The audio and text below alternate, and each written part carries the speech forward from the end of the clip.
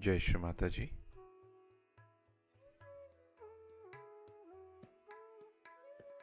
Let us all bow down to Shri Mataji, raise our Mother Kundalini and put Bandhan.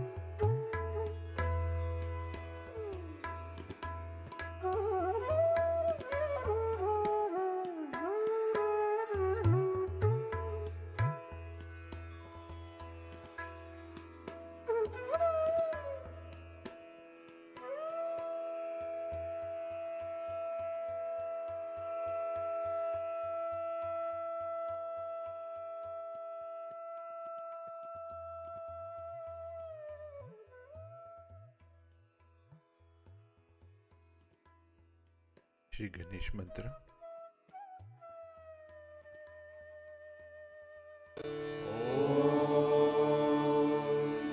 त्वमेव साक्षात् श्री गणेश साक्षात् श्री आदिशक्ति माताजी श्री निर्मला देवी नमो नमः।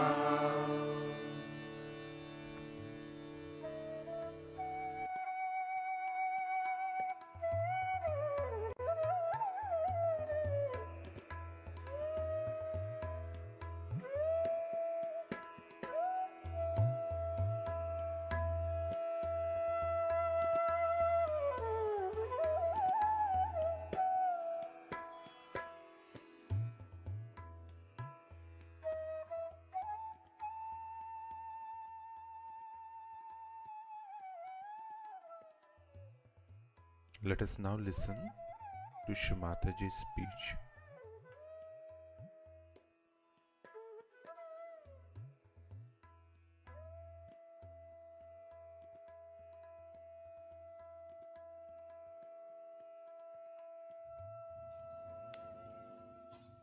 Today we have gathered here on the right occasion and very auspicious day to worship Sri Ganesh. Sri Ganesha is the first deity that was created so that the whole universe is filled with auspiciousness, with peace, bliss, and spirituality.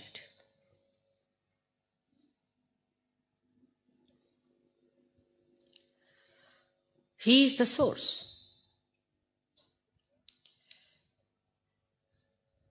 He is the source of spirituality. As a result of that, all other things follow. Like when it rains and is windy, you feel the coolness in the atmosphere. In the same way, when Sri Ganesha emits his power, we feel all these three things within and without. But it has been so unfortunate, especially in the West, that the most important, fundamental deity has been completely not only neglected, but insulted and crucified. So today, though I did not want to say anything to upset you people, but I must tell you that worshipping Sri Ganesha means there has to be a thorough cleansing within you. When you worship Sri Ganesha, keep your mind clean, keep your heart clean, keep your being clean. No thoughts of lust and greed should come up. Actually, when the Kundalini rises, Ganesha had to be awakened within us. The innocence has to come up, which obliterates all such degrading ideas within us. If ascent has to be achieved, we have to understand that we have to mature.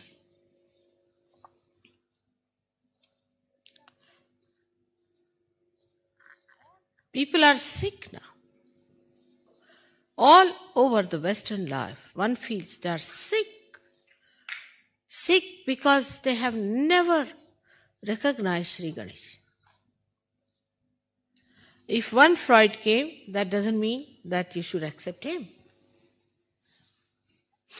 But you did. As if it was such an important thing to be done. There was nothing more important than that.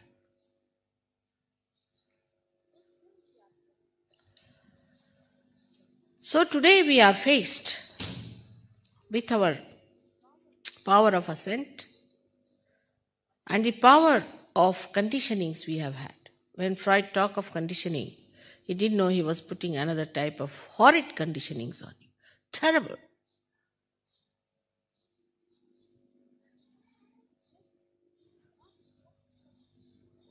Sex is not important for human beings at all. Is not at all important. It is only when you want to have children, actually a human being who is of the highest level will indulge into a sex. The lure, the romance, this nonsense and all that doesn't exist in a pure mind. It's all a human creation.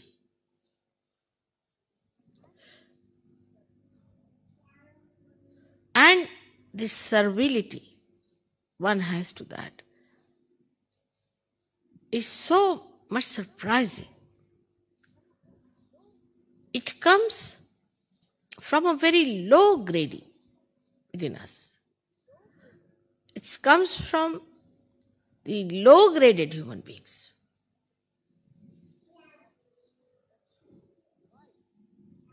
That one becomes servile to it. You should be the master of that. And today when I see around myself in the West, which is also a part and parcel of the same creation,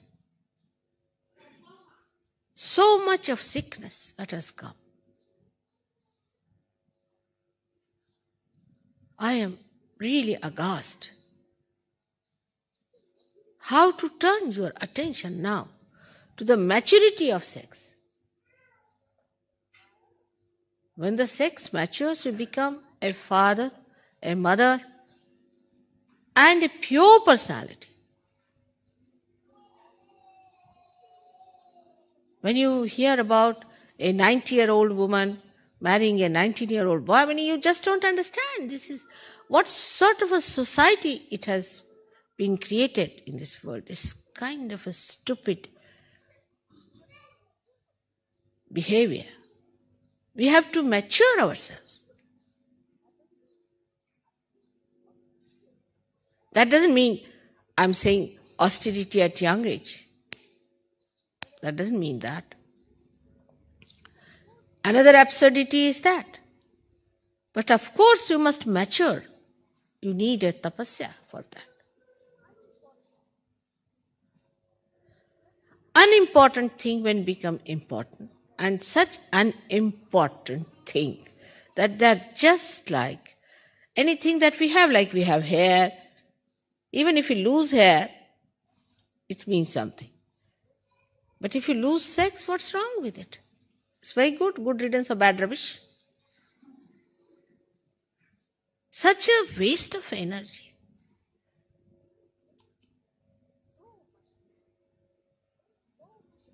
So much interest, so much of our precious attention, so much of auspiciousness spent in this kind of a nonsensical thing.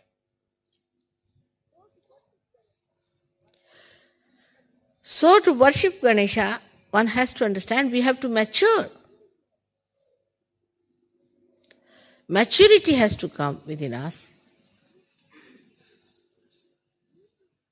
We have to go deeper within ourselves.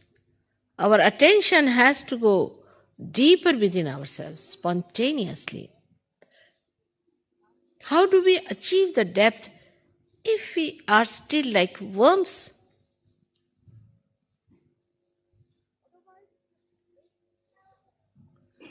Otherwise, it's a great sort of a sacrifice or a pressure on people. These tags and these pressures have been very costly for you people.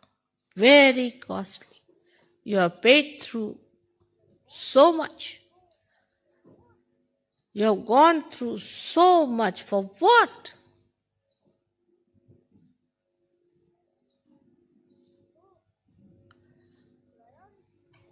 So, the priorities have to change if Sri Ganesha is to be worshipped. What are we worshipping today is the innocence within us. We are worshipping that is auspicious, which is innocent. Innocence which is deep down within us, that's our character, that's our nature, that's what we are born with,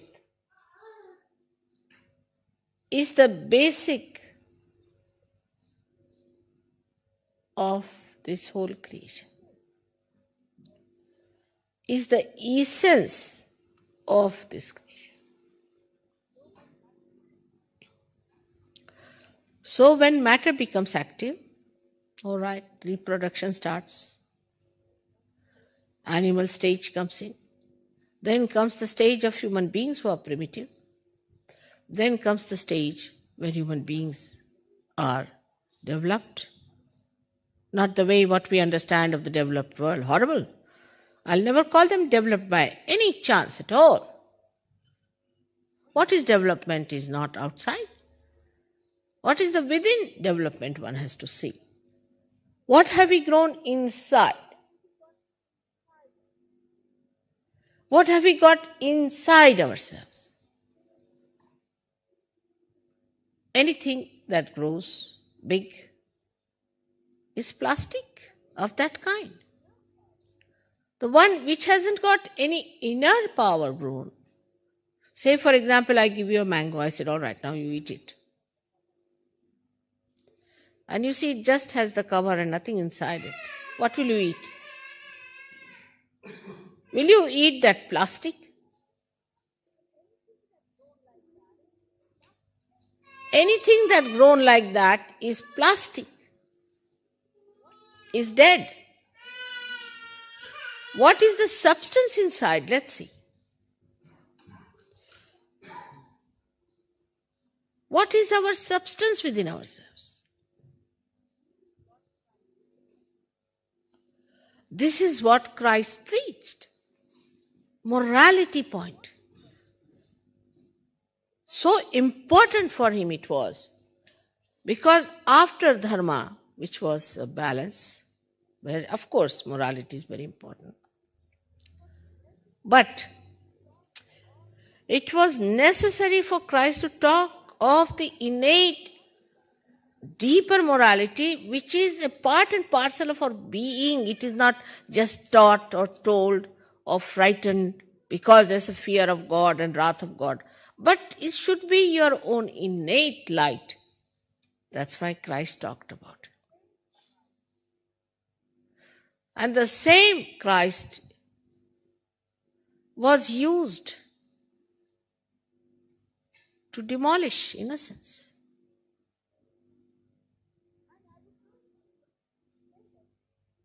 And I would not say that people were not born. Freud was not the only person who was born. The other day I went to Prado in Spain, and I saw paintings after paintings of the hell. And all these modern times we see those lanky-pankies going around without clothes, sort of people were shown with all kind of funny things, stupid things they were doing. This was Bosch. I was surprised, a German Bosch who showed all this nonsense there very clearly. Way to hell, then the attack of the death, all these things. I mean, he was quite a recent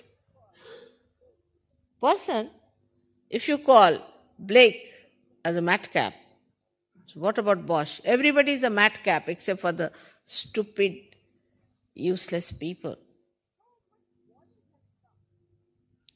So much warning has come for us. For example, we can say, since long, we know about hell. Mahavira, of all the persons, wrote so clearly about hell. This is hell.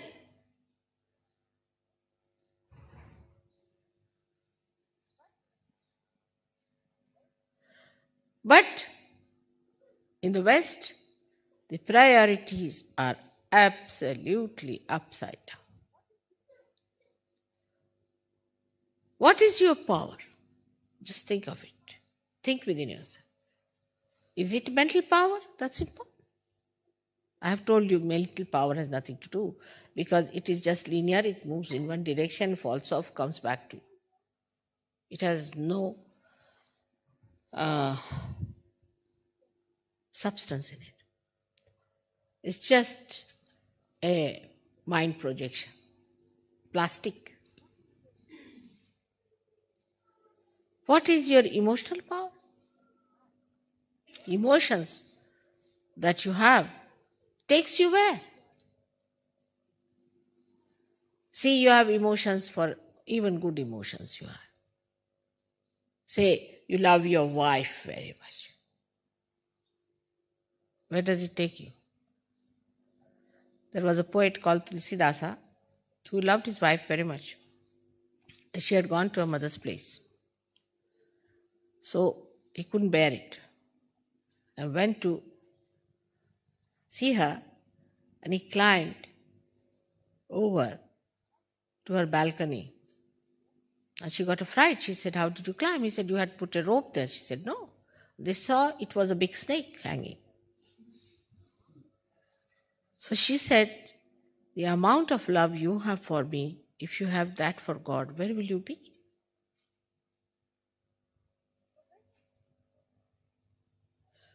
So where does these emotions take you? To frustration, to unhappiness, to our destruction. The mental power gives you a horrible thing called ego, which destroys others. And the emotional power gives you nothing but crying, weeping, and always feeling unhappy. Oh, I have done so much of emotional investment on such and such person, and what did I get?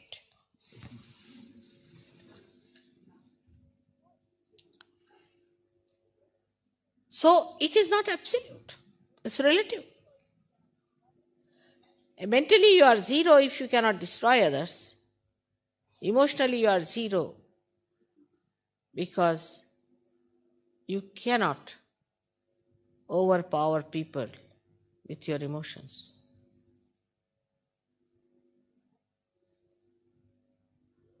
So what is your power? Where does your power lie? It lies in the spirit. But even before the spirit is achieved, what is your power? Is Kundalini? She is sleeping. Then what is your power? Is your chastity. If a man is chaste temperament he has, and he stands up in his chastity, it acts. It works.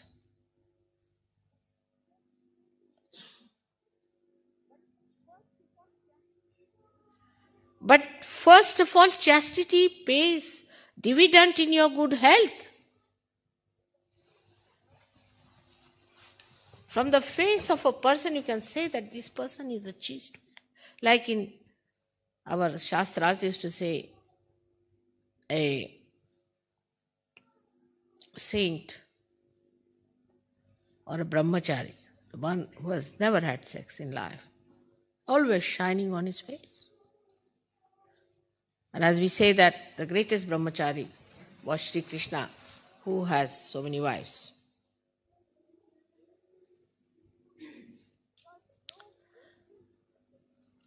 Because no wastage of energy, no wastage of attention is on that. So the whole energy is inside. I will say today as I was coming by car, it was raining, it was windy, it was very cold, but we were in the car. Nothing affected us because we were quite warm inside the car ourselves. We passed through everything, nothing touched us, nothing bothered us. We came away, everything fine. How? Because we kept to our own vehicle. And the vehicle we have is our chastity.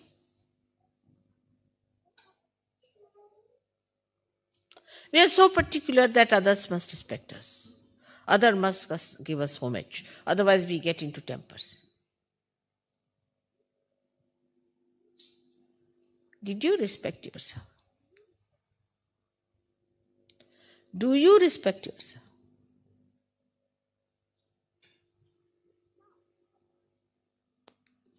It sounds sometimes to people in the West that Mother is very trying to preach about Indian culture. Many people think that. But I say that one has to learn science from the West, all right. One has to learn other things from the West. Aesthetics, of course. Paintings and art, maybe. Color schemes. But culture you better learn from Indians.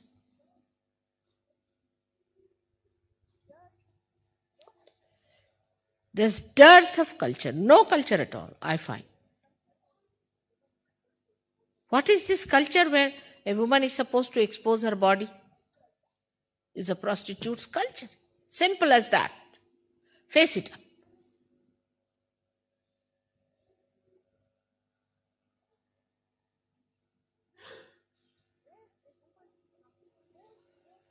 Where a woman is not supposed to respect her private parts is no culture whatsoever in the aesthetics of the divine.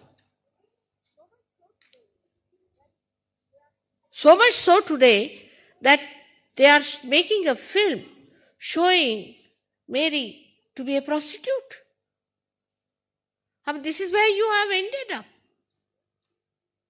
In India, even if you say this, they'll beat you nicely. Anyone, whether Muslim, Hindu, Christian.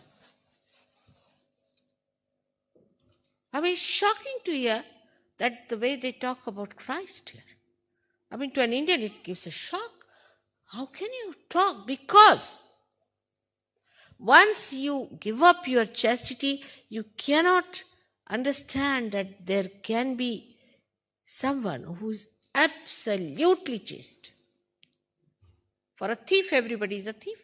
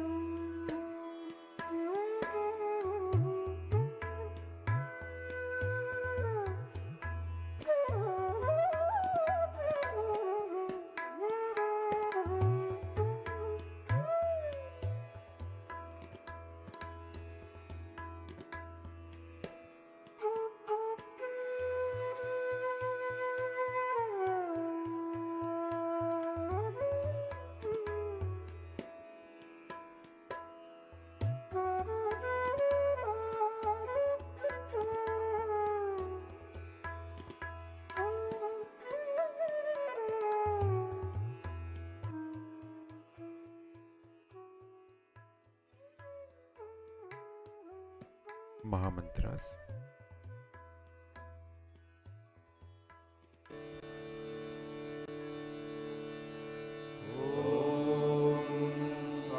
त्वमेव साक्षात् श्री महालक्ष्मी महासरस्वती महाकाली त्रिगुणात्मिका कुण्डलिनी साक्षात् श्री आदिशक्ति माताजी श्री निर्मला देव्यै नमो नमः। ॐ त्वमेव साक्षात् श्री कल्की साक्षात् श्री आदिशक्ति माताजी श्री निर्मला देव्यै नमो नमः। ॐ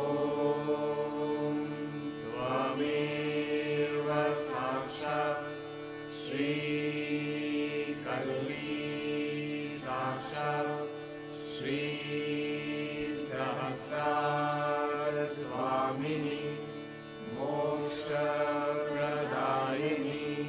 माताजी श्री निर्मला देव्यै नमो नमः।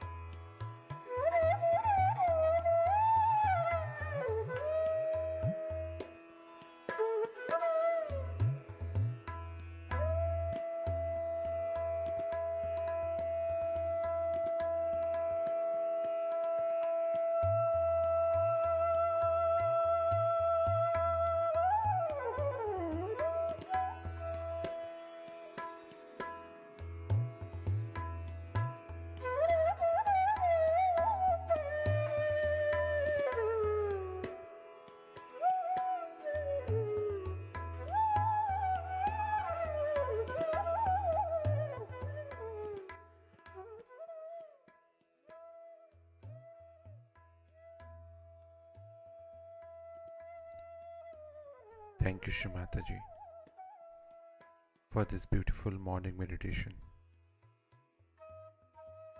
Let us all bow down to Shri Mataji, raise our Mother Kundalini, and put Bandhan.